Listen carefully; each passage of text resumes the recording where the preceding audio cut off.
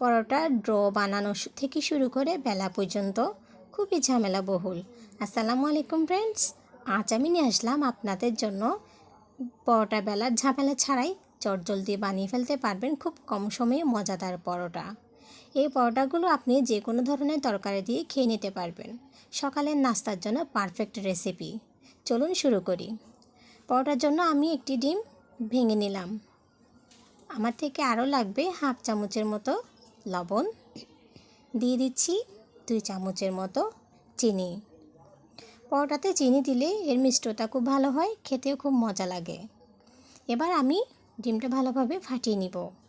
হ্যান্ডউইচের সাথে চিনি এবং ডিমের মিশ্রণটা ভালোভাবে মিশিয়ে নিতে হবে। মেশানো হয়ে গেলে দিয়ে দিচ্ছি 2 কাপের মতো আটা। আপনারা চাইলে ময়দাও ইউজ করতে পারেন। এবার আমি ডিমের সাথে আটা ভালোভাবে মিশিয়ে নেব। ব্যাটারটা খুব ভালোভাবে মেশাতে হবে। মেশানোর জন্য আমি দিয়ে দিব অল্প পরিমাণ পানি। অল্প করে পানি মেশাতে হবে, বেশি বেশি করে দিতে যাবেন না, এতে খুব বেশি পাতলা হয়ে যেতে পারে। ব্যাটারটা খুব বেশি ঘন করব না, খুব বেশি পাতলাও করতে যাব না। যেহেতু আমি এগুলো বেলানো ঝামানো ছাড়াই তৈরি করব। এবার দিয়ে দিচ্ছি 1 চামচের মতো গুঁড়া দুধ। সবগুলো উপকরণ ভালোভাবে মেশাতে হবে। খুব ভালোভাবে মেশানো হয়ে গেলে খুব সুন্দর তৈরি হয়ে যাবে ব্যাটার। দেখুন আমি তুলে দেখাচ্ছি কত সুন্দর হয়েছে আমার এই ব্যাটারটি। খুব বেশি ঘনও না, আবার খুব বেশি পাতলাও হবে না। চুলায় একটি প্যান বসিয়ে আমি অল্প পরিমাণ তেল দিয়ে ব্রাশ করে নিয়েছি।